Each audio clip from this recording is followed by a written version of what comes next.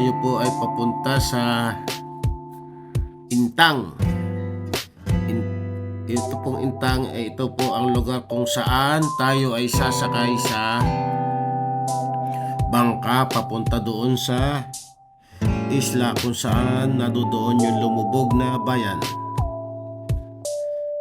Ito po, magre-register po muna tayo dito sa registration booth ng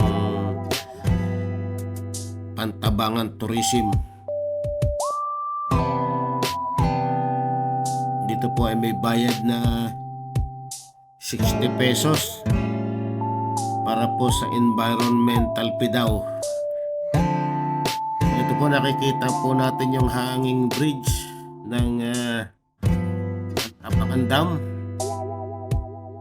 Yan po ang hanging bridge na nagtutuktong mula doon sa mainland papunta po doon sa opisina ng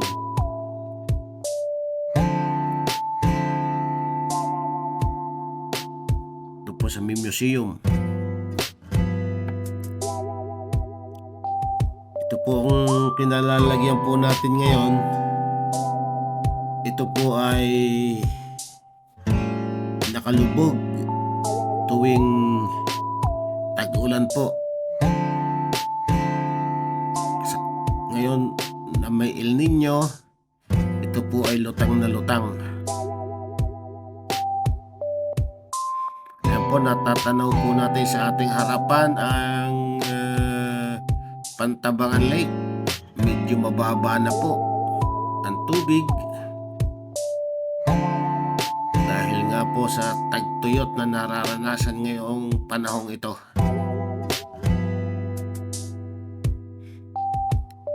Doon po sa bandang kaliwa, yung po malapit sa ating antena kaliwa, andun po yung cross ng simbahan. Pupuntahan po natin mamaya yun.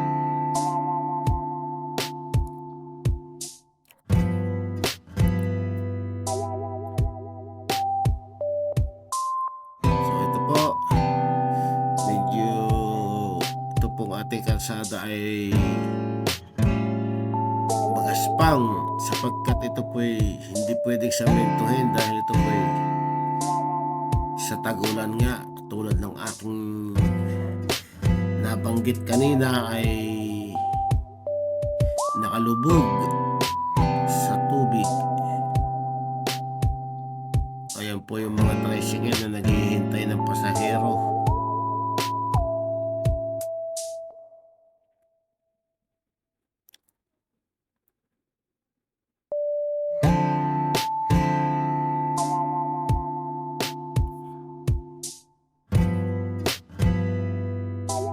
Napakaganda ng tanawin dito, yung Pantabangan Lake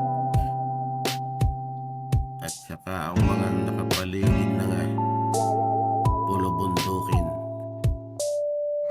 ay sadyang ay gandang tanawin.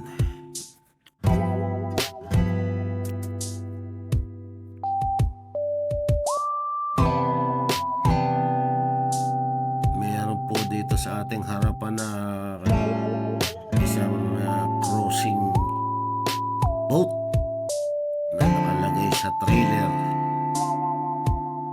Ito po siguro ay ginagamit nila pamasyal dito sa Pangas.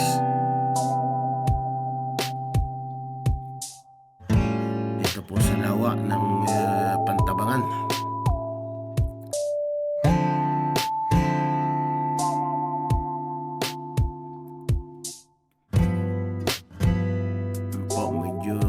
Malapit na po tayo sa parking area kung saan tayo ay paparada at lilipat po tayo sa bangka.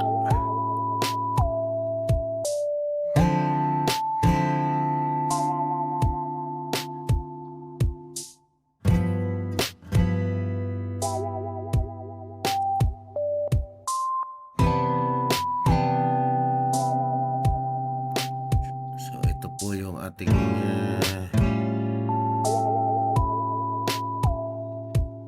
puntahan.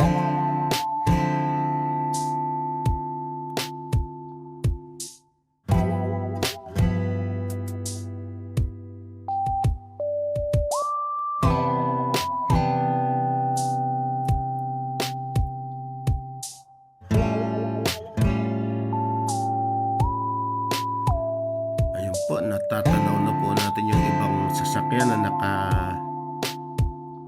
nakaparada doon sa malapit sa lake.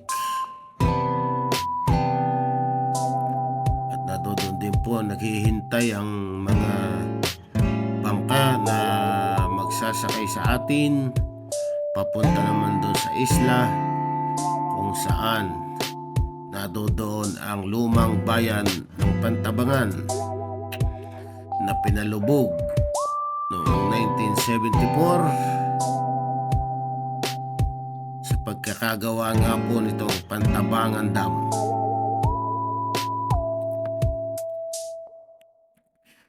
Sa kababatid po ng iba na hindi nakakaalam, po Pantabangan Dam, ito po yung ang pinagkukunan ng tubig papunta po doon sa Lamesa Dam, na kung saan naman nililinis ang tubig ng mga concessionaire ng Metro Manila Water and Sewerage System, na yung pong dalawang concessionaire na Maynilad at saka Manila Water. At yun po naman ang ginagamit ng mga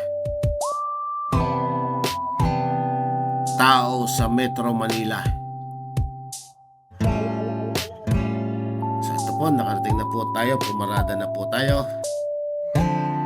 Tayo po ay bababa muna ng sasakyan upang lumipat doon sa ating sasakyang bangka.